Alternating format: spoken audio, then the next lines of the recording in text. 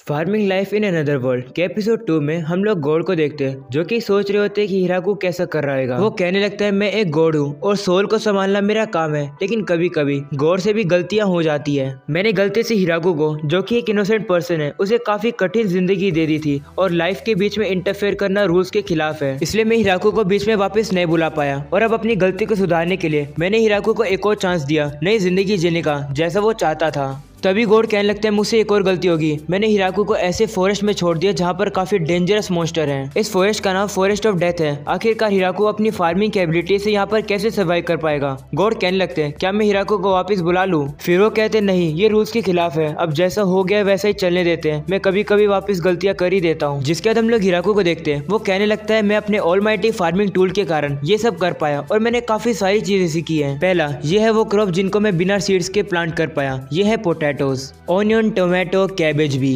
हिराकू कहते हैं ये वही प्लांट है जिनके बारे में मैं खोदते समय सोच रहा था। हिराकू कहने लगता है मुझे सिर्फ इमेजिन करना है मुझे कौन सा प्लांट उगाना है और मेरा ऑलमाइटी फार्मिंग टूल उसी प्लांट को वहाँ पर उगा देगा बिना किसी सीड के। हिराकू ने यह थ्योरी सोयाबीन के प्लांट को उगाकर करी थी क्योंकि वो प्लांट पहचानना थोड़ा इजी है। और ऐसा हुआ, वहाँ पर सोयाबीन का प्लांट आ गया, जिसके कारण से हिराकू वहाँ पर बैठकर उसके बड़े होने का वेट करने लगा। हिराकू कहता है कि जिन प्लांट को मैं अपने ऑलमाइटी फार्मिंग टूल से उगाता हूँ वो काफी जल्दी उग जाते हैं और कभी कभी तो ये इतना जल्दी ग्रो करते हैं कि ये काफ़ी जल्दी खराब हो जाते हैं। एग्जाम्पल के तौर पर ये पोटैटो, इनके ऊपर जब सनलाइट पड़ती है तो ये ग्रीन पड़ जाते हैं और खराब हो जाते हैं। हिराकू कहता है इसको प्रिवेंट करने के लिए मैं सोच रहा हूँ कि इनके ऊपर थोड़ी और सोई लगा दूं जिससे कि ये बाहर ना निकल पाए। हिराकू कहते हैं मुझे फार्मिंग का एक्सपीरियंस तो नहीं है, लेकिन मैं अपनी गलतियों से ही सीखूंगा।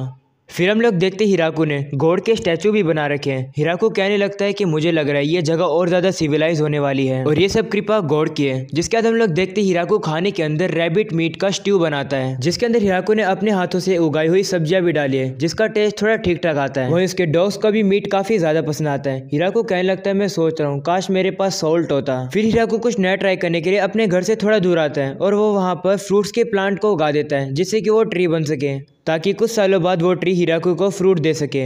फिर हम लोग देखते हिराकू अपने डॉग्स के साथ खेल रहा होता है और काफी एंजॉय कर रहा होता है। वो कहने लगता है अगर मेरे पास ये डॉग नहीं होते तो मैं तो काफी अकेला पड़ जाता। तभी वो उस डॉग के सर पर एक हॉर्न को नोटिस करता है। हिराकू कहने लगता है ये इस दूसरे वर्ल्ड के अंदर डॉग्स के सर पर हॉर्न होते हैं। तभी वो देखता है कि बाकी डॉग्स भी हिराकू के साथ खेलने के लिए वेट कर रहे हैं। अब हिराकू बताता है डॉग्स एक और चीज के काम आते हैं, वो है फॉरेस्ट में घूमना। बिना गुम हुए उन्हें रास्ता याद रहता है। उन्हीं के कारण मैं फॉरेस्ट को काफी ज्यादा एक्सप्लोर कर पाया हूँ, जिसके कारण से मेरे को एक रिवर मिल गया और काफी ज्यादा पानी का सोर्स भी।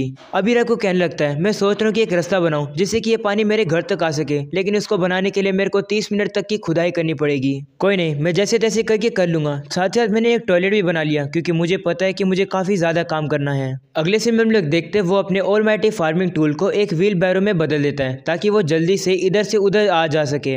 तभी व्हील बैरो का पैर एक गड्ढे में आता है, जिसके कारण से वो हवा में उड़कर हिराकू दूर जाकर गिरता है। और अब वो कहने लगता है पहले मुझे रास्ता क्लियर करना पड़ेगा यहाँ का। और अब घर आकर हिराकू और ज्यादा एरिया को क्लीन कर देता है जहाँ पर वो अपने फील्ड को और ज्यादा एक्सपेंड कर सके। वो कहता है सबसे पहले मैं ऑयल सीड के क्रॉप को लगाता हूँ जिससे कि मुझे ऑयल मिल जाएगा, जिसके बाद मैं वीट को लगा दूंगा और फिर मुझे आटा मिल जाएगा। फिर हम लोग देखते हिराकू के सोयाबीन्स भी काफी जल्दी से उग जाते हैं। हिराकू कहता है अगर नमक होता तो और ज्यादा टेस्टी लगते हैं। अब हम लोग देखते और टाइम बीत जाता है, जिसके कारण से ठंड आ चुकी है। हिराकू को ठंड लगनी शुरू हो जाती है। वो कहता है मैं इन कपड़ों में नहीं रह सकता हूँ क्योंकि ठंड आ गई है। वो कहता है माउंटेन स्नो से ढक चुके हैं, शायद से विंटर आ चुका है। मुझे नहीं पता ठंड कितनी बढ़ने वाली है। ठंड से बचने के लिए मुझे तैयारी करनी पड़ेगी। हिराकू ने जायंट रैबिट की स्किन से अपने आप को ढकने की कोशिश करी, लेकिन उसमें से काफी स्मेल आ रही थी, इसलिए हिराकू उसे पहन नहीं पाया। इसलिए उसके पास अब एक ही ऑप्शन बचा था, वो अपने घर के अंदर आग लगा कर रहे। इसलिए वो थोड़ा खाने को कलेक्ट करने लगता है और लकड़ियों को भी। तभी हिराकू का डॉग हिराकू को अपने साथ आने के लिए कहता है। हिराकू वहाँ पर जाता है तो देखता है कि यहाँ तो एक काफी बड़ा स्पाइडर है जो कि उसकी तरफ हाई कर रहा है। और अब वो स्पाइडर कुछ बुनना शुरू करता है। वो हिराकू के लिए एक हैंकी चिप बनाता है जो कि हिराकू को काफी ज्यादा पसंद आता है। और अब हमें पता लगता है कि वो स्पाइडर जायंट ट्री पर रहना शुरू कर चुका है। उसका फेवरेट खाना पोटैटोज है और वो कपड़े काफी अच्छे बनाता है। हिराकू ने उसे एनिमल की स्किन दे दी थी, जिससे कि उसने उसके लिए काफी अच्छी जैकेट बना दी। और अब बहुत ज्यादा कपड़े मिलने के बाद हिराकू ने अपने लिए बेड के लिए बेडशीट और साथ ही साथ कर्टेन भी बना लिए, जिससे कि उसका घर और ज्यादा सिविलाइज लगने लगा है।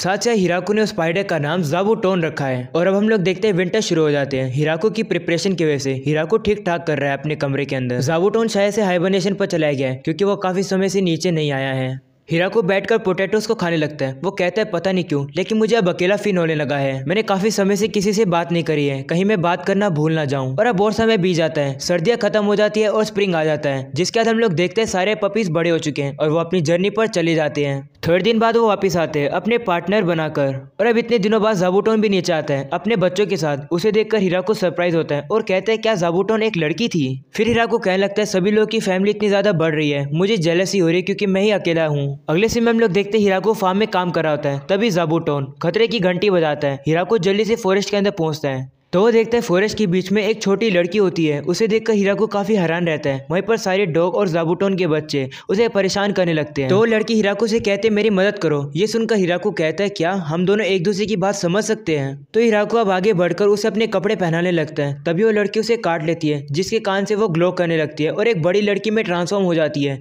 ये देखकर हिराको काफी हैरान रहता है और अब हिराको के पेट उस लड़की को मारने लगते हैं। हिराको जल्दी से अपने पेट को रुकाता है, जिसके बाद हिराको देखता है कि वो लड़की वापस से छोटी हो जाती है। उसे कहता है कि क्या तुम मेरी दुश्मन हो, तुमने मेरा खून क्यों चूसा। जिस पर वो लड़की कहती है मैं क्या करूं, मैं अपने आप को रोक नहीं पाई।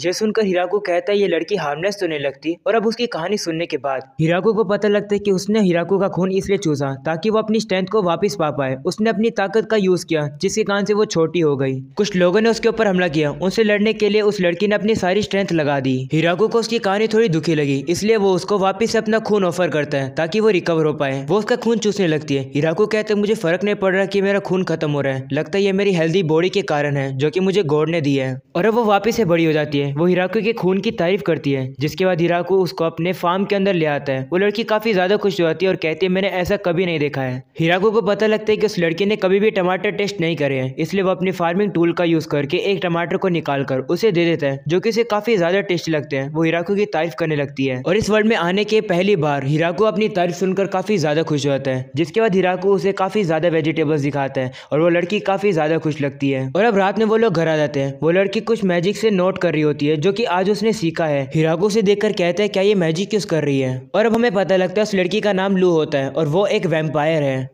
और उसने कहा कि वो मेडिकल प्लांट के ऊपर रिसर्च कर रही है, इसी कारण से वो इस फॉरेस्ट में आई, लेकिन उसकी लड़ाई नोबल से हो गई और उसकी हालत ऐसी हो गई थी। और अब लू सारी इन्फॉर्मेशन को नोट कर लेती है। वो कहने लगते हैं जैसी इस जगह की रेपुटेशन है, यहाँ की जगह बिल्कुल वैसी ही है। ये सुनकर हिराको से कहता है क्या इस जगह की रेपुटेशन है। तो लू कहते तुम्हें नहीं पता इस जगह के बारे में, तुम इतने सालों से यहाँ पर रह रहे हो। तो हिराको कहते मुझे नहीं पता तुम किस बारे में बात कर रही हो। तो लू हिराको को कहते तुम भी तो मैजिक यूज कर सकते हो ना, तुमने जो टेक्निक का यूज किया वो मैंने कहीं नहीं देखा कोई यूज कर सकता है। तो हिराको कहते हैं हाँ शायद से वो एक मैजिक टूल ही है। तभी लू कहती है दिन काफी सरप्राइज वाला रहा है, मुझे नहीं पता था कि मैं इतनी सारी चीजें देख पाऊंगी। वहीं हिराको भी सोचते हैं हाँ दिन तो काफी सरप्राइज वाला था, मैं इस लड़की से मिला हूँ, मुझे नहीं पता कि मैं इस लड़की से दोबारा मिल पाऊंगा या फिर नहीं। और अब हिराको उसे एक रिक्वेस्ट कहता है और कहता है क्या तुम मेरे साथ यहाँ रह सकती हो।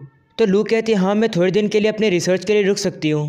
तो हिराको से कहते हैं नहीं मैं चाहता हूँ तुम हमेशा मेरे साथ रहो। ये सुनकर लू शर्मा जाती है और कहते तुम अचानक से ये क्या कह रहे हो। हिराको कहते हैं मेरे पास यही चांस है, प्लीज इस चांस को मत जाने दो। वो लड़की कहती है मेरे पीछे लोग पड़े हुए हैं, तुम्हें उससे फर्क नहीं पड़ता क्या। और तो और मैं एक वैम्पायर हूँ। ये सुनकर हिराको से कहते हैं मुझे उससे कोई प्रॉब्लम नहीं है। जिसके बाद हिराको कहने लगता है कि मैं लोगों से बात करने में इतना अच्छा नहीं हूँ, इसी कारण से मैं यहाँ पर अकेले रहने आया हूँ। लेकिन मुझे काफी जल्द रियलाइज हो गया कि मैं अकेला ज्यादा देर नहीं रह सकता हूँ। तो लू कहते हैं मुझे रुकने में कोई दिक्कत नहीं है, लेकिन मैं बस थोड़ा सरप्राइज हूँ क्योंकि तुमने अचानक से मुझे प्रपोज किया। तो हिराको कहते हैं मैंने कब प्रपोज किया, मैं तो सिर्फ यहाँ पर अकेला रहता हूँ, इसलिए अच्छा रहेगा कि तुम मेरे साथ यहाँ पर रुक जाओ। ये सुनकर लू कहते तुम्हारे ये मतलब था जब तुम मुझसे कह रहे थे कि हमेशा यहाँ पर रुक जाओ। ये सुनकर हिराको भी शर्माने लगता है और सोचते हैं कि हाँ मैंने तुम्हें प्रपोज तो कर दिया।